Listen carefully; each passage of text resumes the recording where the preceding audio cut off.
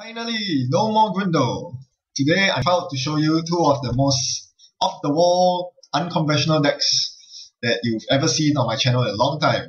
I'm playing custom Biotics. No honor and profit surprises. Up against an Iain Stirling. You're about to see some funny stuff. And right away he spends 3 influence to index my R&D. Ouch. Okay, very well.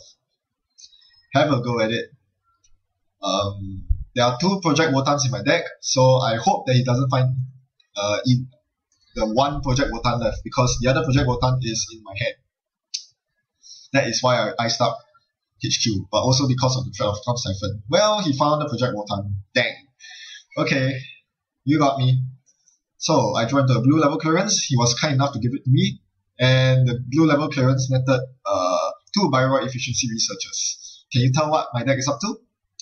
There's a strong box, there's lots of level clearances, and the agenda spread is pretty janky. False lead, Project Wotan, what are you trying to do? Well, he brings out a ninja, which I'm more than happy to entertain because my deck doesn't really run any awful sentries, aside from a couple of Ichis. Alright, since I'm flooded with cards, I take the chance to res my Heimdall 2.0. A worthy candidate for Biotics efficiency research. It's a card that's not played very often, but it is so good. The only downside is the 3 play cost, which is even more than the oversight AI play cost, which is only 1. But of course, it doesn't trash the ice after being token. Alright, so I get the strong box in. Here, I'm trying to tempt him into making a run on the remote for nothing. He might think it's a 3-2 agenda, but it's not. It's just a lowly strong box. He can trash it if he wants to, but no, he doesn't fall for the bait.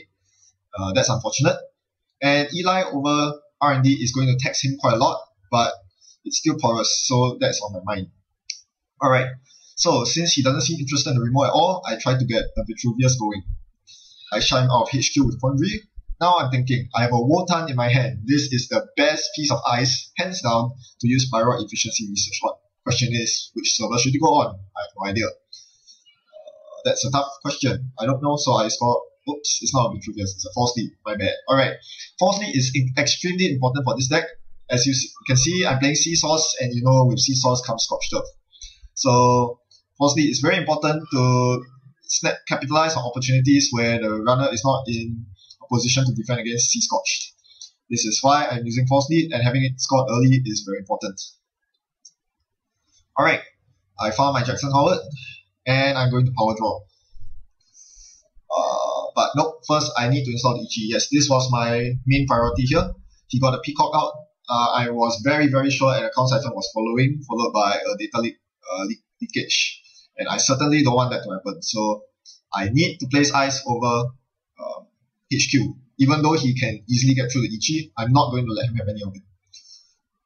Well, he's continuously banging on my doors on R&D. I can't afford to let him access R&D too often because he's an interface, and more importantly, he already has 3 points. So he's playing most of his influence out right now. He has 3 points indexing, 2 points R&D interface, 1 point data link reversal. So more or less figure that he's a central server kind of guy, which is interesting because he's not running a central only breakers. Yeah, you notice that he's going to pressure all 3 central servers with his array of influence splashes. Anyway, I believe I find the Heinlein grid. Is that Heinlein grid? I'm not sure. Sorry, I didn't see that clearly. But anyway, yes, this deck is built around the new Heinlein grid. Okay, meanwhile he snipes the 1 in 5 3-pointer agenda from my hand, which was extremely painful because now he can score and win the game. Yes, 1 more agenda will win him the game, so I'm very scared right now. Okay, so because of that, I took so long to deliberate over this, where to put the Wotan. Eventually, I put it on R&D because I simply can't afford to let him score 1 more agenda. And he can get through R&D anytime he likes. Okay, that aside now, let's calm down. So, what is Heinlein Grid doing in this deck? Now, Heinlein Grid bankrupts the runner. Close accounts. It's a close accounts that doesn't require the runner to have a tag. What does this mean? Yes, it means that you can combine it with Scorched Earth and Seesaws. If the runner is poor, a Sea Scorch will kill them. So what better way to bankrupt the runner than something that does it instantly? Highline Grid. So that is the entire concept of this deck.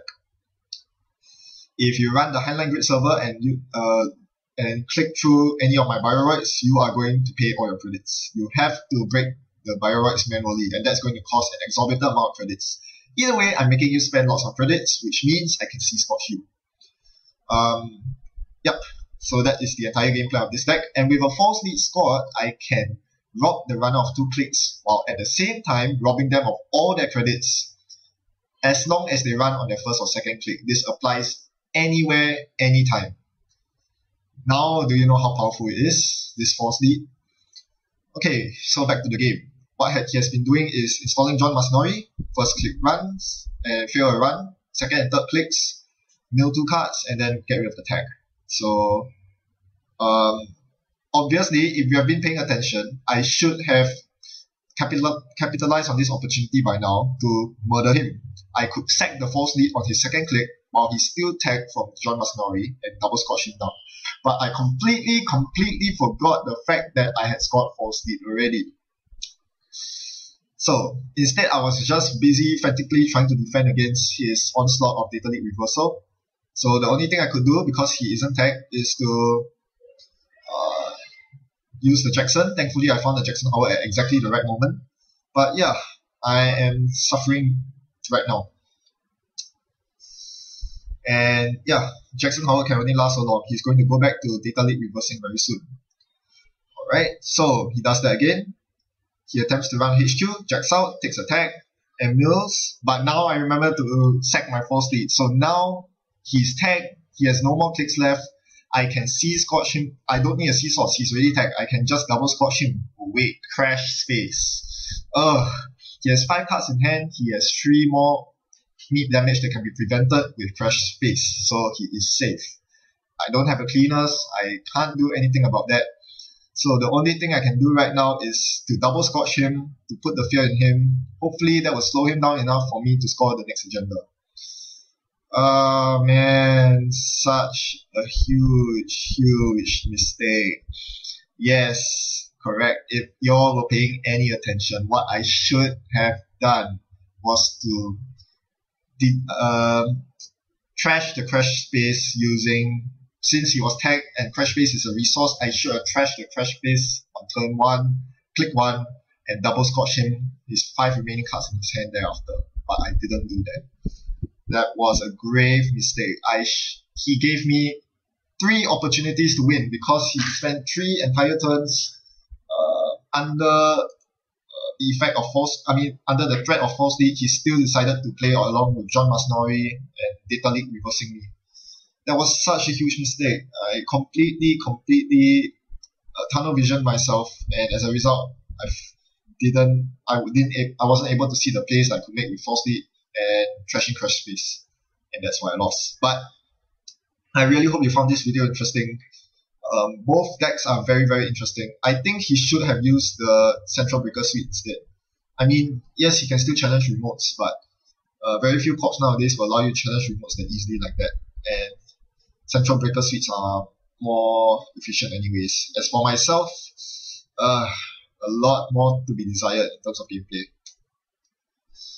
Granted, I got very unlucky with the 2 early Wotans, but at the end of the day, this was a game that I definitely should have handily won. My personal mistakes cost me too much. Thanks for watching. Happy net running.